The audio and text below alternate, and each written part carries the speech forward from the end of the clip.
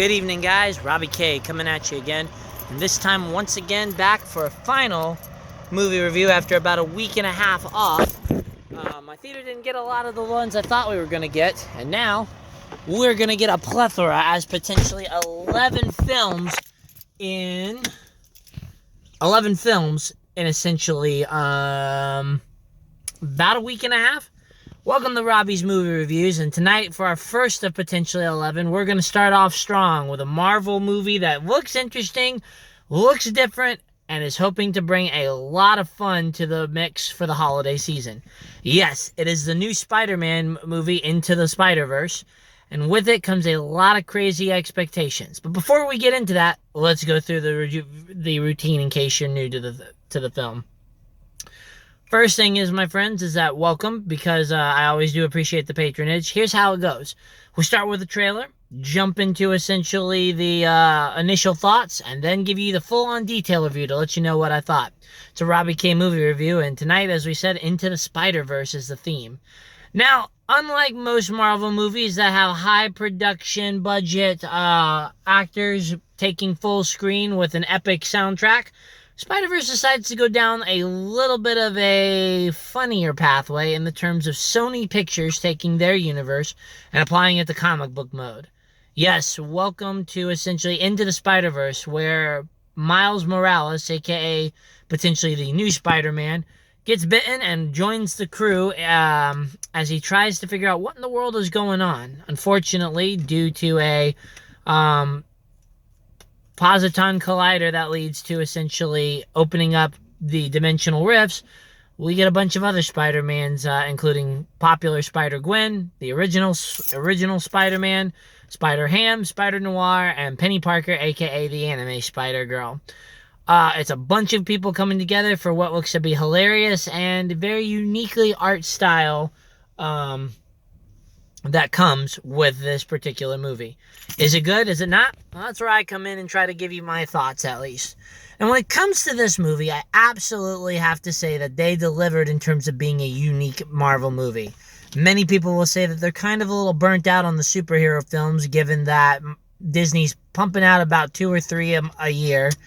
Throw in the fact that you then have Sony coming back in with their own version of the universe, and suddenly we are stuck with a lot of superhero films that are blending together and kind of crisscrossing. Fortunately, this movie decided to take a different route, and it worked beautifully in terms of the style. If you love a living comic book, welcome to it, because it was very unique, very fun, and very, for the most part, kid-appropriate. Into the Spider-Verse has more comedy and kind of story developing than the typical knit and grit that comes with the Marvel action films. And while it is essentially not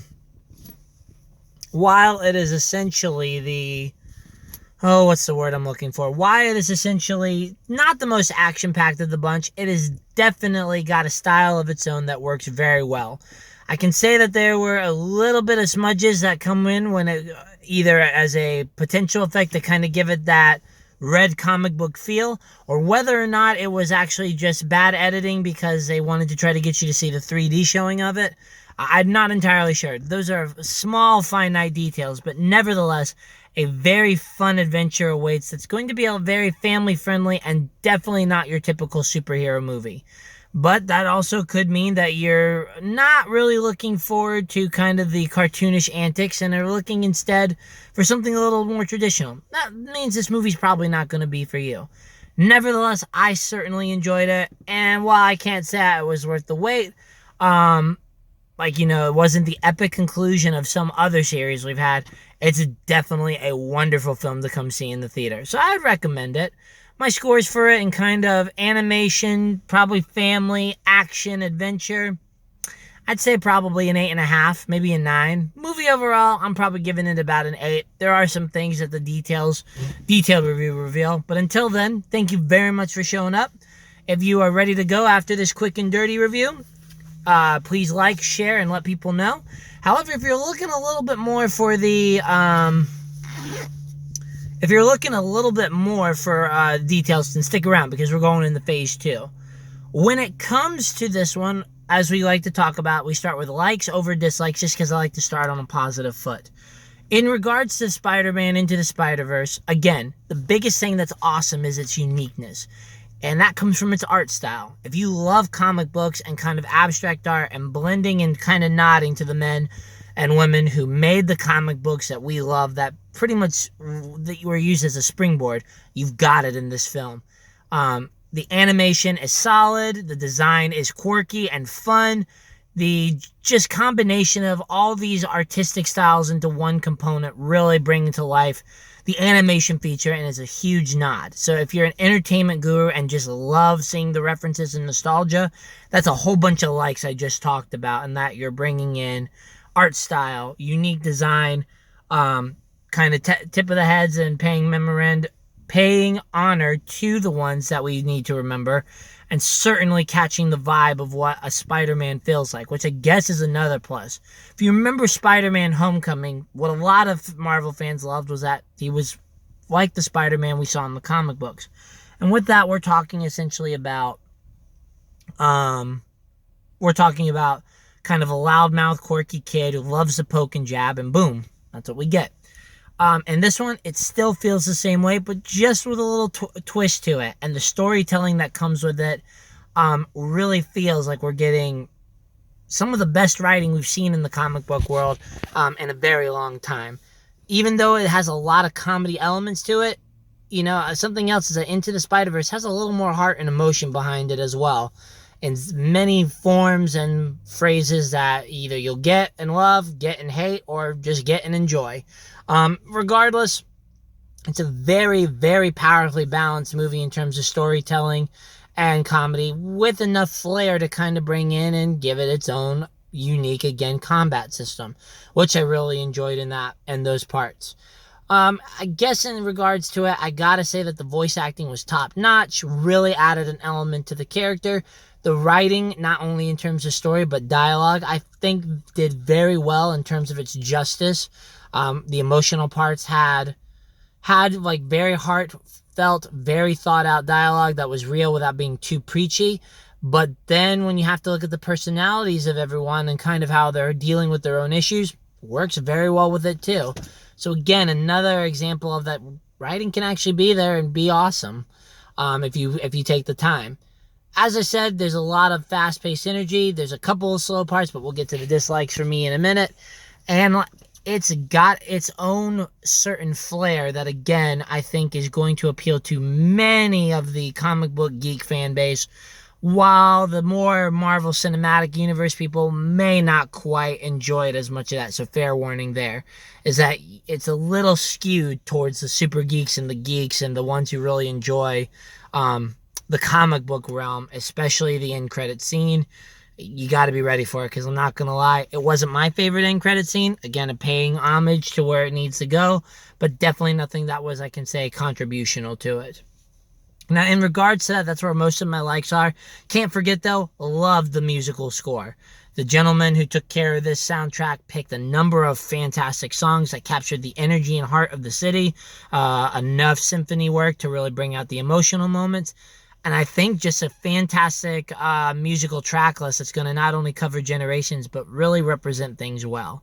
And that's where kind of my likes really end. Let's go ahead and get to the dislikes now.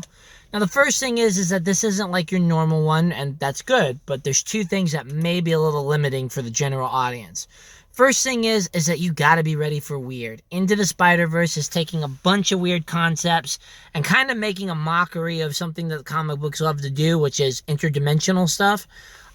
Mocking it to the point of being humorous, but still adding that very weird vibe, despite it. Again, comic book fans will love it, but those looking for a little more straight and narrow story, that's probably going to be a limitation, that the oddity will maybe not make it worth the theater visit, but you may enjoy at your home theater. The second thing is that without that straight and narrow, you may not be going for what other people are looking for, which is rooting for your favorite actors in the traditional storytelling element. And again, that's kind of where the quirky kid humor comes in.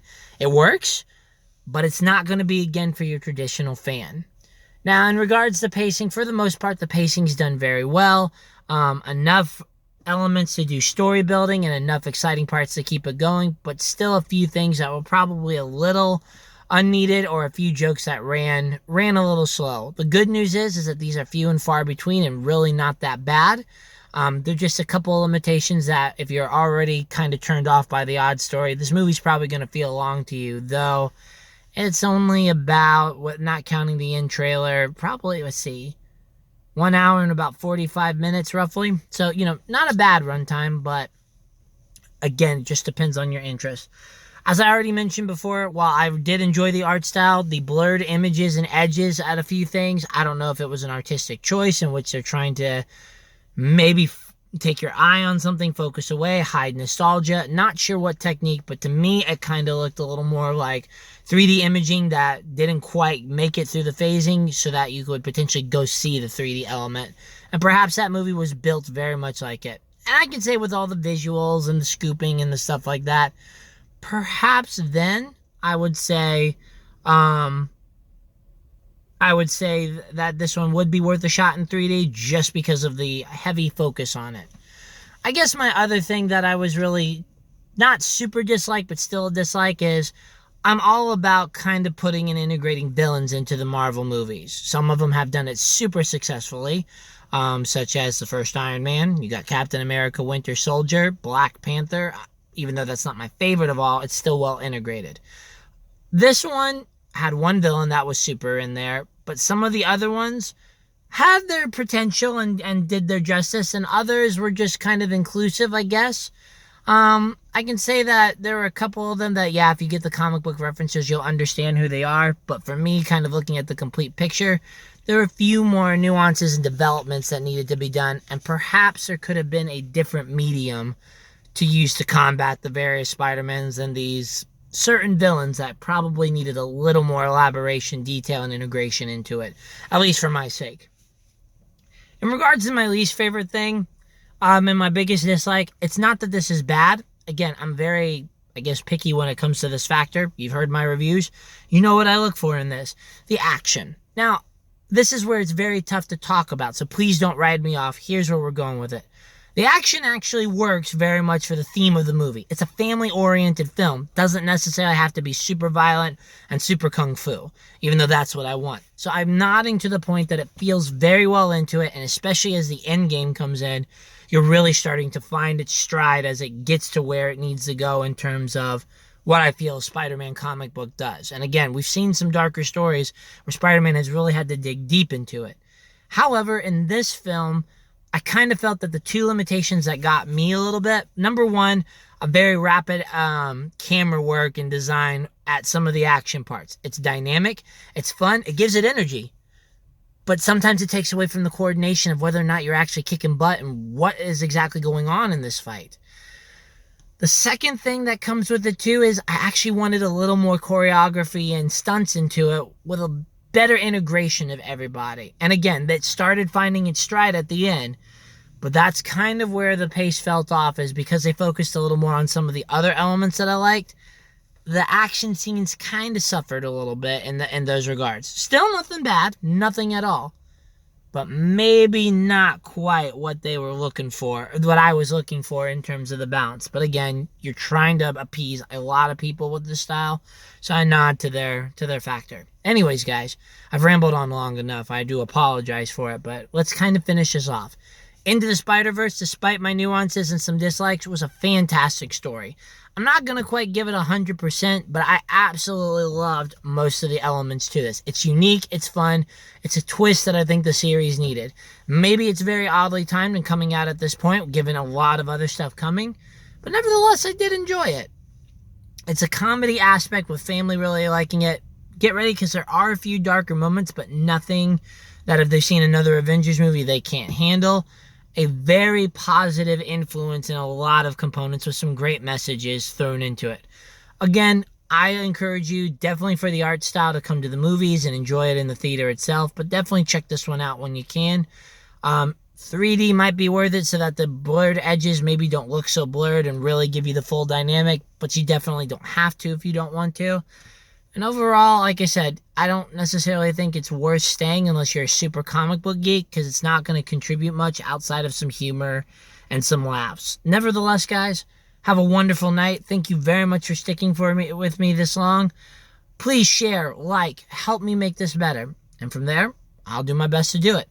I will be back tomorrow and then the next day after that because I've got 3 more movies to cover before Sunday hits. And then from there, we start all over again with the remainder of it. So until then, guys, thank you very much. Have a wonderful night, and we'll talk to you soon. Bye.